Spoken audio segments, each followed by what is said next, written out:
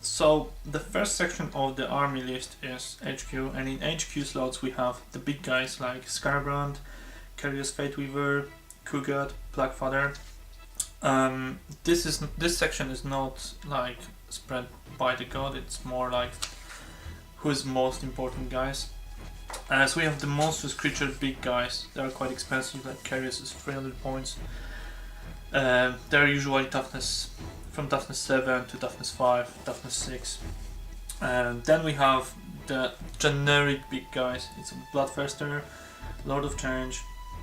And Lord of Change is actually weapon skill 6, body skill 6. Well, every stat except like wounds is 6. Leadership 9, wounds 5, attacks 5. And it's pretty good. It's 230 points. It's pretty good. I like him. He can take the psychic powers from Divination and change discipline. So you need to take his level mastery 2 by default. And you can upgrade him. But you can take at least you have to take at least one from Discipline of Change, probably Flickering Fire, and then Divination for rerolls. And this is quite a good combo. Then we have Greater and Clean One, the Nurgle Bubble. He's also pretty cool. He's really tough. Toughness 7. And he's quite cheap, but he doesn't have wings, and that's a bummer in 6th edition. You want to have wings because they just give you too much bonuses. Then you have Keeper of Secrets, and now the quite important thing is that if you're gonna take one of these big guys mentioned before, so Greater and Clean One, Lord of Change, Bloodthirster, Kugrath, Chaos, Scaraband, the representative, if you're gonna take Demon Princes from the representative god, so for example for Lord of Change it's gonna be Zinj, Demon Prince of Zinj, they can be chosen as heavy support. And that's quite important for you because you want to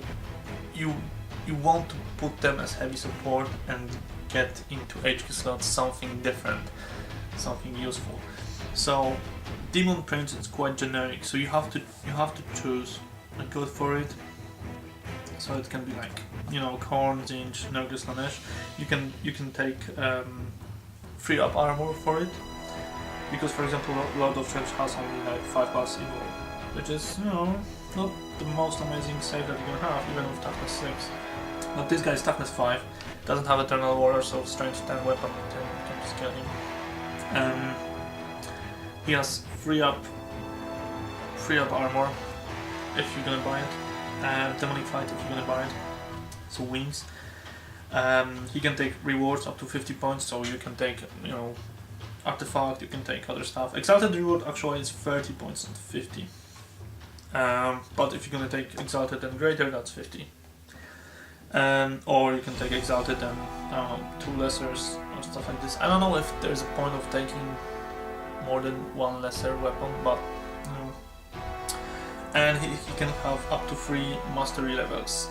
So mastery levels are pretty cool because for 75 points you get 3 mastery levels. That's not extremely expensive, but at least 1 mastery level is usually not bad, but I would go for 2-3.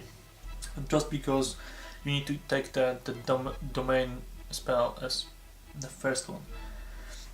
So you can generate your powers from Biomancy, Telepathy, and Telekinesis. So Biomancy and Telepathy are good. Telepathy for the thing that gives you Stealth and Shrouded, and Biomancy for Eternal Warrior and plus D3 to your toughness and stuff. Yeah, if you are really good at rolling, just go with this one.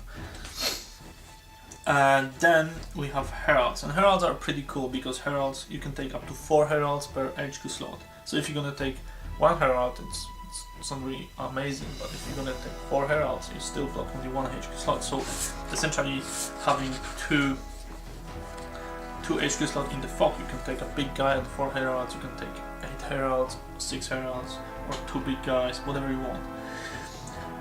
Then you have the Name Heralds, which is Skulltaker, that's the Khorne one, Karanak, that's the Beastie Khorne one, and Herald of Khorne, that's the generic one.